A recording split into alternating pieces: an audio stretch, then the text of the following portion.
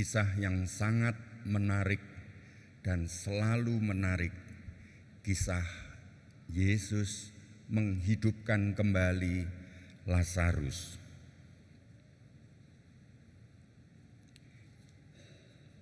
Mana mungkin orang yang sudah mati hidup kembali?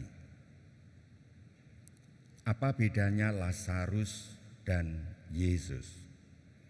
Lazarus dia mati, lalu dijamah Tuhan Yesus hidup kembali, meskipun nanti tetap akan mati menurut dunia.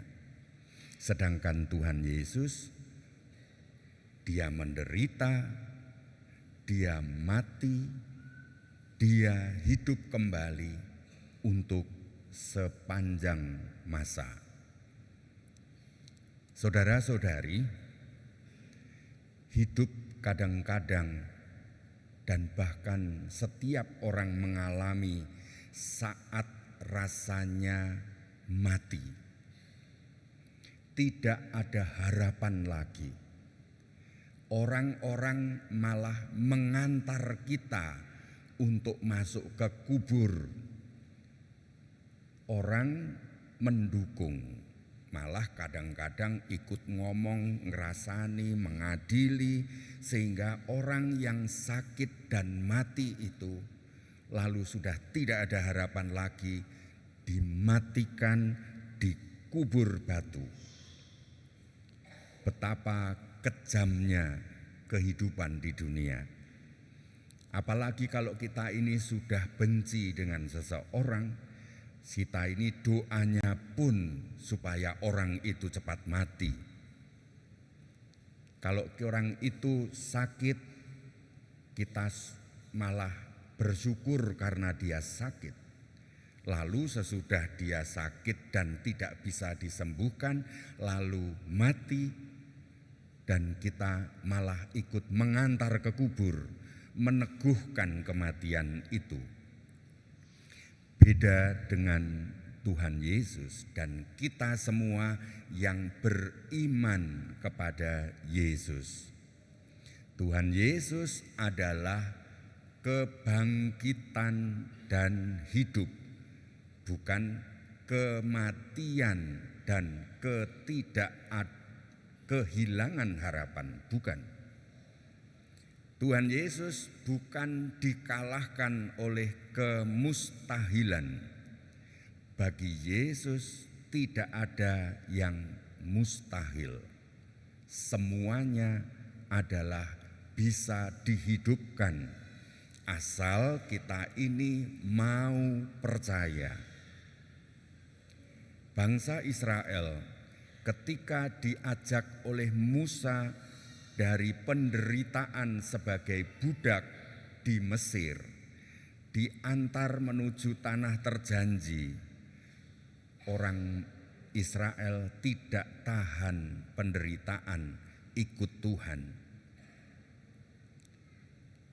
Ketika sesudah menjadi kerajaan, lalu ternyata dibuang ke tanah asing.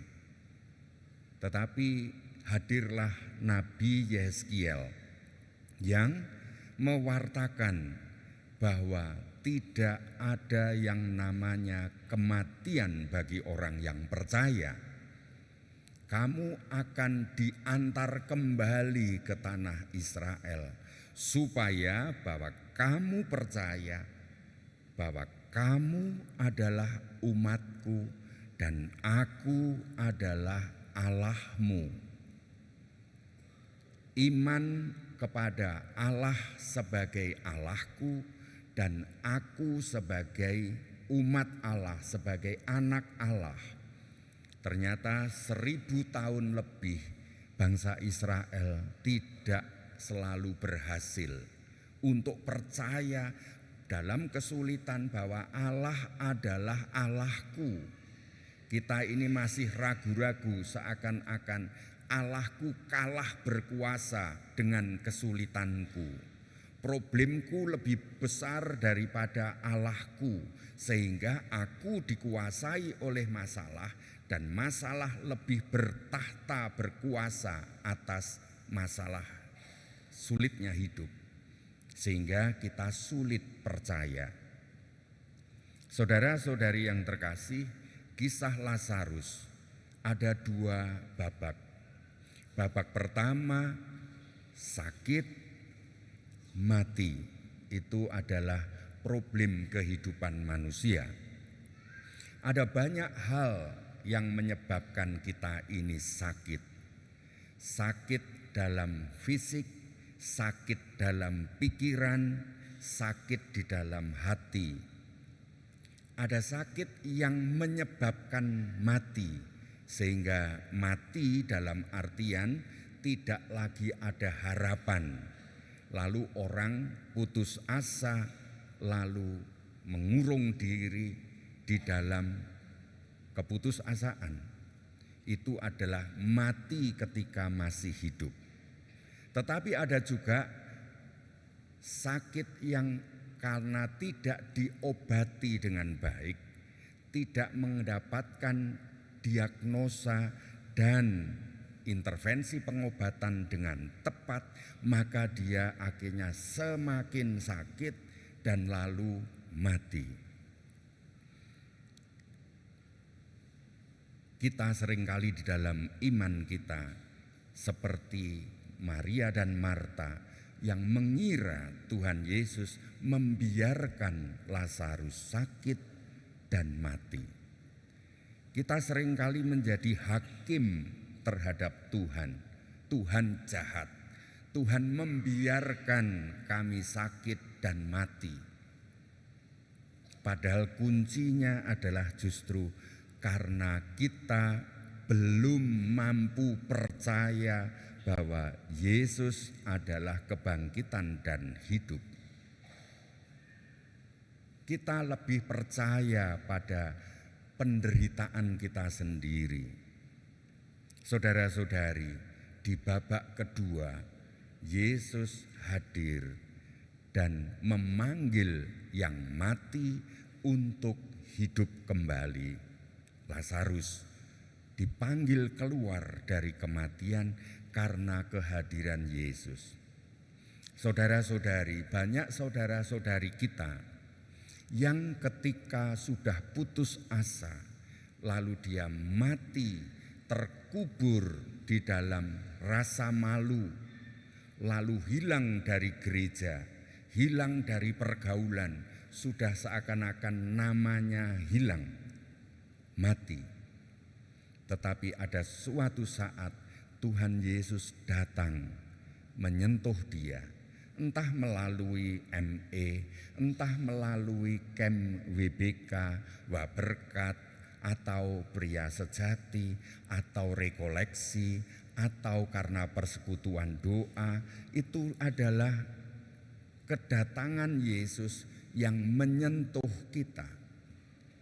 Ada yang kadang sudah lama sekian tahun tidak muncul di gereja karena ada banyak hal yang menyakitkan dalam diri kita sehingga kita mengubur diri di dalam keterasingan. Tapi ada tiba-tiba di WA ada kunjungan Tuhan lewat message atau gambar atau pesan yang menyentuh kita dan menjadi hidup kembali. Sehingga kita berani keluar dari kubur, tetapi seringkali kita ini ikut ambil bagian dalam kejahatan. Sehingga Lazarus yang keluar masih terikat dengan kain kafan. Pocong gitu ya. Sehingga kita ini malah mengolok-olok. Orang yang sudah lama enggak datang ke gereja, hilang dari lingkungan pendalaman, enggak pernah kita tahu, tiba-tiba muncul, tiba-tiba kita ini mulut kita jahat. Loh, kok tumben sekarang muncul gitu ya. Itu seperti kita ini mengolok Lazarus sebagai pocong. Sehingga kita ini tidak ikut ambil bagian dalam membangkitkan mereka yang mati. Kalau kita anak Tuhan, kita percaya bahwa Yesus adalah kebangkitan dan hidup. Berarti bagaimana kita ngomong, menyapa orang, menyentuh hati orang yang putus asa, yang mati, hatinya menjadi hidup kembali, yang tadinya tidak mau pelayanan, tidak lagi bersemangat dalam hidup menggereja, karena sentuhan kita dia menjadi bangkit dan hidup kembali. Saudara-saudari, kita di Minggu Prapaskah kelima ini kita diangkat, disadarkan bahwa Yesus adalah Tuhan kita dan kita adalah umat-Nya. Bahwa Yesus adalah kebangkitan dan hidup. Murid Yesus tidak boleh malah kita membuat orang lain tenggelam, terkubur, tetapi membangkitkan dan menghidupkan. Semoga kita semua dengan memasuki masa Prapaskah kelima ini, kita juga semakin menghayati, sadarilah apakah kata-kata kita ini justru membunuh orang, apakah membangkitkan kembali. Pada saat ada orang yang keluar dari kubur, apakah sikap kita menjadikan orang itu menjadi hidup kembali, menjadi bangkit, atau kembali mengubur dia supaya tidak hidup dan tidak bangkit? Tuhan Yesus memberkati.